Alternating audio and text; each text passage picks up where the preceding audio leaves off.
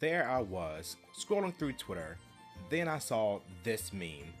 So this meme is obviously making a joke about trying to explain one of the most complex things in competitive Pokemon, damage calculations. Then I thought to myself, oh, I could probably explain damage calcs to my friends easily, even though none of them play Pokemon. So I sent the meme to my friends and explained to them just exactly what a damage calc was. Now, to be honest, I was expecting to get back texts that were expressing confusion or something. When I typically talk about competitive Pokemon, my friends listen out of kindness, but sometimes get lost in all my yapping. However, I was surprised this time because an actual discussion was hatched from my explanation. They were asking questions to gather more details and information and understood everything. Thus, I decided to make a video about the beauty of damage calcs. Okay, so I'm going off script here real quick because I have to make an announcement. So I'm doing a fundraiser this September to raise awareness for childhood cancer with cancer-free kids. And I'll be doing a few things this month.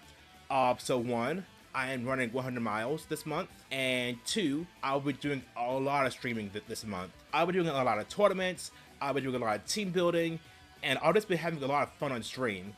So if you want to join the streams, you can. And also, if you want to donate, there'll be a link below this video where you can donate money. I have the goal of raising $300 for this event, which I think is kind of doable because, we're awesome, I'm awesome, you're awesome. Don't feel obligated to donate though. But with that out of the way, tune in for the charity streams, we'll have fun, we'll raise money, and onto the video. So what is a damage calc?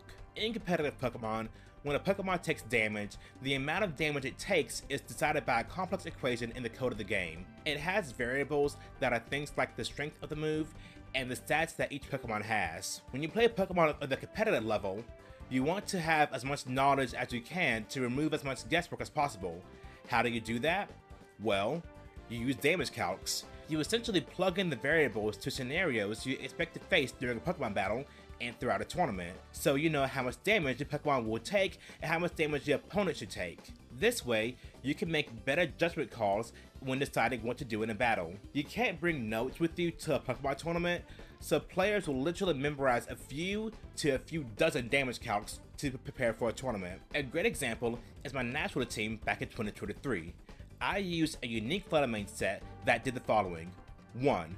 Always allow my Fluttermane to survive at least one attack from other Fluttermanes, and 2.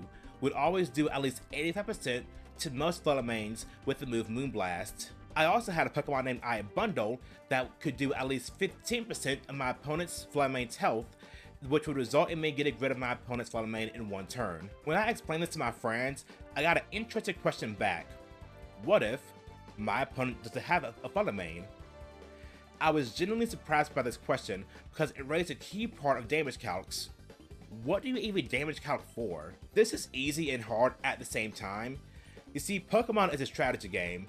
You can see certain strategies at Pokemon emerge as being top threats. These are what you want to do damage calcs for. For example, Fluttermane was consistently on about 75% of all teams. So odds are you would encounter 1 or 7 Fluttermane throughout your competitive run in a tournament. So you had to prepare for that. Another way is by testing. You don't just make a Pokemon team and hope for the best.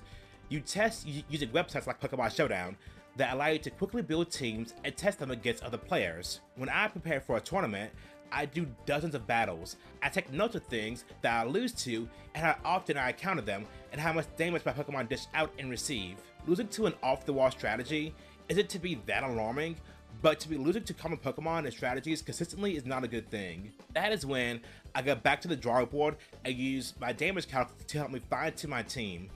I can test out what stats I need a Pokemon to have to leave crucial attacks, or what stats they need to do crucial damage to my opponent's Pokemon.